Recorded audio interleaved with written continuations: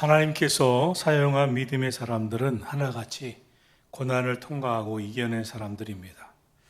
성경의 요셉도 야곱도 모세도 다니엘도 하나같이 광야와 같은 인생을 통과했습니다. 오늘 성경의 주인공인 다윗 역시 긴 고난을 겪었습니다. 다윗은 그 광야 같은 인생을, 그 굴곡진 인생을 어떻게 버티고 이겨냈을까요? 젊어서는 사울왕을 피해 광야에서 도망자의 삶을 살아야 했습니다. 그리고 골리앗의 고향 블레셋 가드에서 망명자의 삶을 살기도 했습니다. 아내를 빼앗겼습니다. 말년에는 아들의 반란으로 치욕의 시간을 보내기도 했습니다. 굴곡진 시간 동안 다윗은 무슨 생각을 했을까요? 그 절망의 시간 동안 다윗의 기도는 무엇이었을까요? 이번 특세에 보시는 시편은 다윗의 믹담 시편입니다. 이 시편들은 다윗의 영성이 어디서 왔는가? 다윗의 영성의 진수를 알려주는 시편이라고 전하고 있습니다. 믹담 시편들은 대부분 절망적인 인생의 위기에서 기록된 노래입니다. 절망적인 위기에서 다윗이 하나님께 부르짖기 시작한 것이 믹담 시편의 공통적인 특징입니다. 그리고 놀랍게도 하나님께서는 다윗을 그 위기에서 구원하셨고 다윗의 불안과 고통을 기쁨과 즐거움으로 바꾸어 주셨습니다. 그래서 이 시는 구원의 시편입니다. 하나님의 백성이라고 해서 항상 탄탄대로를 걷는 게 아닙니다.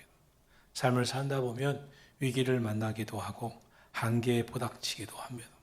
질병에 걸리기도 하고 경제적으로 어려움이 찾아오기도 합니다. 시험에 떨어지기도 하고 억울한 오해를 받기도 합니다. 더 어려워진 것은 그렇게 됐을 때 왜 그렇게 됐는지, 그런 일이 일어났는지 이유도 알 수 없을 때입니다. 이러한 광야에서 어떻게 행복하고 기쁨을 누릴 수 있을까요? 광야 같은 인생을 살았는데 다윗은 어떻게 위대한 하나님의 사람으로 칭함받고 하나님의 마음이 합한 자라고 불리움을 받게 됐을까요? 다윗은 그 비결을 믹담시를 통해서 우리에게 알려주고 있습니다. 시편 16편을 살펴보면서 다윗이 누렸던 그 은혜를 우리도 함께 맛보고 다윗처럼 하나님과 동행하기를 진심으로 축원합니다. 사람들 중에는 믿음 생활 잘하고 잘 믿는 것 같다가도 인생의 위기가 오고 고난이 오면 믿음을 저버리는 사람들이 있습니다. 때때로 위기가 오면 하지 말아야 할 선택을 하는 것을 보게 됩니다. 그러나 다윗은 그렇게 하지 않았습니다. 다윗은 평상시에는 넘어지기도 했고 실수하기도 했고 죄를 짓기도 했습니다. 그러나 위기가 오면 항상 정신을 차렸습니다. 하나님을 붙잡았습니다. 이것이 다윗이 결국 모든 고난을 극복한 비결이 되었습니다.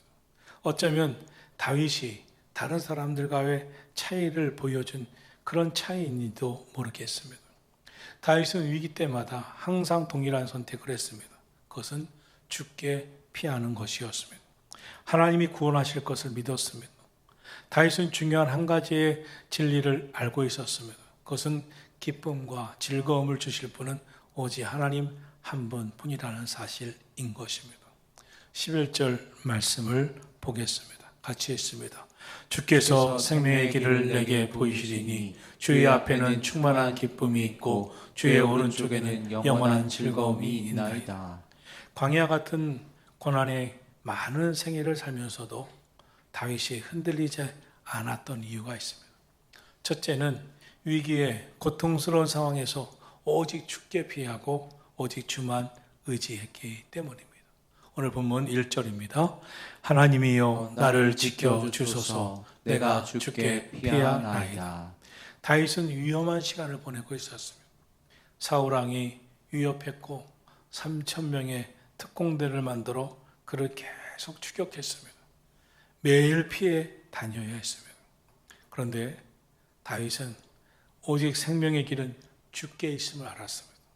그래서 주께 피하나이다 고백했습니다. 그것이 광야일 수도 있고 동굴일 수도 있고 그 어느 곳일 수 있었지만 다윗이 피해야 할 것은 바로 주님 품이었습니다. 그래서 오늘 고백합니다. 하나님 나를 지켜주소서 내가 주께 피하나이다.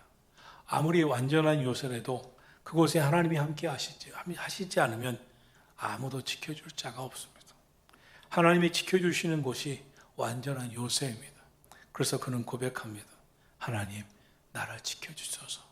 내가 주께 피하나이다. 여러분, 그럼 우리에게는 완전한 요새가 어디입니까? 우리는 어디에서 주께 보호하심을 받아야 하겠습니까? 우리가 피해야 할 주님의 그 품속은 어디입니까? 이 시간 주의 이름을 부르셔야 합니다. 여호와 하나님의 이름을 부르십시오. 하나님의 품속으로 피하시기 바랍니다. 하나님, 나의 유일한 소망은 하나님밖에 없습니다. 나의 유일한 힘은 하나님밖에 없습니다. 고백하면서 주님께 나아가시기를 축원합니다. 다윗이 흔들리지 않았던 두 번째 이유는 주밖에는 나의 복이 없다고 믿는 고백 때문이었습니다. 2절 말씀을 함께 보겠습니다. 내가 여호와께 아뢰되 주는 나의 주님이시오니 주밖에는 나의 복이 없다 하였나이다. 다윗은 주님밖에는 나에게 좋은 것을 주실 분이 없다고 믿었습니다. 그래서 세상 어디에서 좋은 것이 있나, 세상 어디에 내가 가져야 할 좋은 것을 찾을 수 있나 헤매지 않았습니다. 다윗 신앙의 핵심은 모든 좋은 것은 오직 하나님에게서 온다는 믿음이었습니다. 하나님께서 주시는 것은 그것이 어떤 모양이든 어떤 형태로든 그것이 지금은 안 좋아 보인다 하더라도 그것이야말로 가장 좋은 것이다 하는 것이 다윗의 믿음이었습니다. 다윗은 하나님께서는 나에게 나쁜 것을 주신 적이 없습니다. 하나님께서 주시는 것은 항상 좋은 것입니다 라고 고백하고 살았습니다. 이 믿음으로 다윗이 오늘 성경에서 이렇게 고백합니다. 5절로 6절을 같이 보겠습니다. 여호와는 나의 산업과 나의 자네의 소득이시니 나의 분깃을 지키시나이다. 내게 줄로 재어준 구역은 아름다운 곳에 있으며 나의 기업이 실로 아름답도다. 다윗은 하나님이 주신 모든 것을 선하다고 믿었습니다. 그 중에는 사람들도 있었습니다. 땅에 있는 성도들이라고 표현하고 있습니다. 자신과 함께 하나님의 은혜를 나누고 하나님 나라를 세워갈 사람들. 다윗의 모든 즐거움은 바로 그들에게 있었습니다. 다윗은 하나님이 자신의 인생에 허락하신 사람들을 성도라고 존귀하게 여겼습니다. 함께 3절을 보겠습니다. 땅에 있는 성도들은 존귀한 자들이니 나의 모든 즐거움이 그들에게 있도다.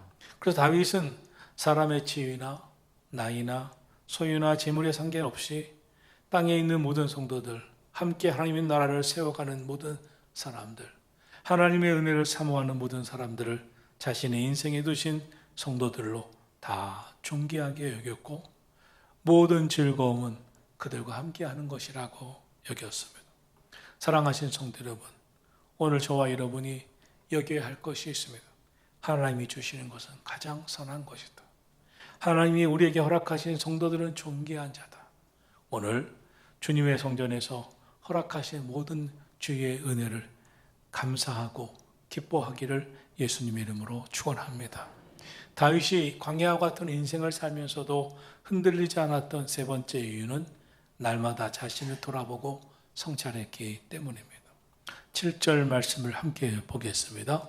나를 훈계하신 여호와를 송축할지라 밤마다 내 양심이 나를 교훈하도다. 이런 다윗의 태도가 다윗의 삶을 안전하게 보호했습니다. 만약 다윗이 하나님께서 훈계하시는 것을 좋은 것으로 취하지 않았다면 다윗의 삶은 회복할 수 없는 나락으로 떨어졌을 것입니다. 그러나 놀랍게도 다윗은 하나님께서 훈계하시는 것을 귀하게 받아들였습니다. 하나님의 훈계는 많은 경우 깨닫게 하시는 것입니다. 그런데 깨닫게 하실 때 성찰하지 않으면 아무 소용이 없습니다. 그런데 다윗은 깨닫게 하신 것이 자신의 양심에서 마음에서 우러나오게 하시든지 다른 사람을 통해서 나오게 하시든지 어떤 환경을 통해서 주시든지 마음을 열고 훈계를 성찰하는 영적 심성을 가지고 있었습니다. 하나님의 훈계는 받을 수 있어도 사람의 훈계에 대해서는 자존심 상해하며 받아들이지 못하는 사람들도 있습니다. 그러나 그것은 영적 상태를 보여주는 것입니다. 다윗은 하나님이 주신 모든 것을 감사하게 받았습니다. 그런데 하나님이 주신 모든 것을 감사하게 받는 가운데 훈계도 포함되어 있었습니다. 하나님이 주신 훈계를 그 마음속에 깊이 묵상했습니다. 그 결과 그의 인생은 하나님이 흔들리지 않게 보호하셨습니다. 마지막으로 다윗이 흔들리지 않았던 이유는 항상 하나님을 앞에 모시고 살고 나의 오른쪽에 주님이 나와 함께 계시다고 믿고 살았기 때문입니다. 8절 말씀을 함께 보겠습니다. 내가 여호와를 항상 내 앞에 모시며 그가 나의 오른쪽에 계심으로 내가 흔들리지 아니하리로다. 다윗은 항상 여호와를 그의 앞에 모셨습니다. 여호와를 그의 오른쪽에 두었습니다. 이것은 항상 하나님과 친밀하게 동행하고 살았다는 것을 말하고 있는 것입니다. 여호와를 항상 내 앞에 모셨습니다. 항상 하나님이 함께 하신다는 것을 나는 인식하고 있습니다 하는 것입니다.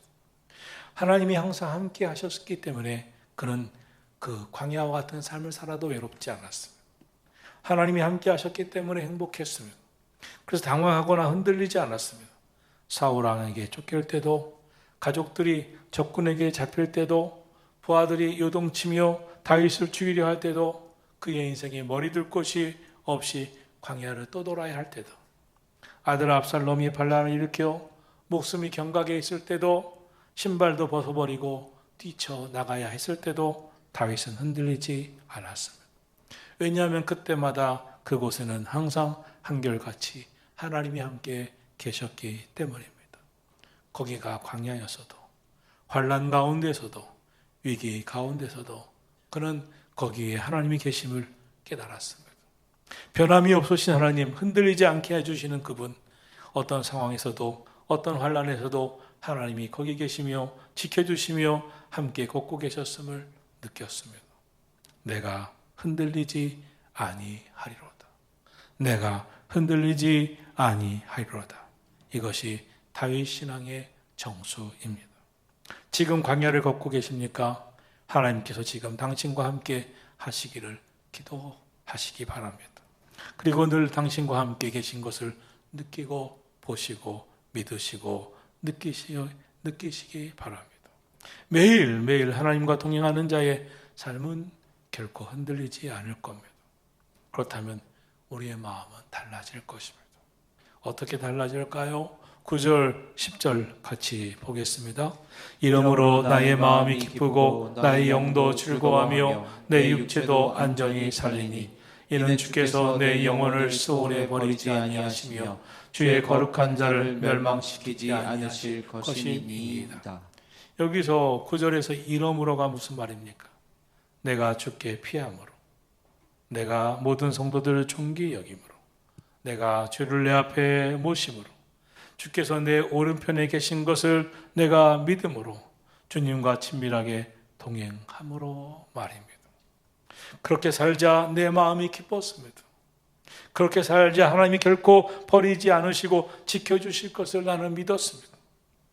그렇게 살자 다윗은 광야 한가운데서도 충만한 기쁨이 있었습니다. 사랑하신 성도 여러분, 다윗의 인생뿐이 아니라 우리 인생도 광야 한복판을 지나는 고난이 많은 인생이 되고 있습니다. 그런데 그 광야 한복판에서도 하나님이 나와 함께 하심을 믿었던 다윗, 그는 고백합니다. 결코 흔들리지 아니하리로다. 결코 흔들리지 아니하리로다. 이 축복이 여러분 안에 충만하시기를 예수님의 이름으로 축원합니다. 기도하겠습니다.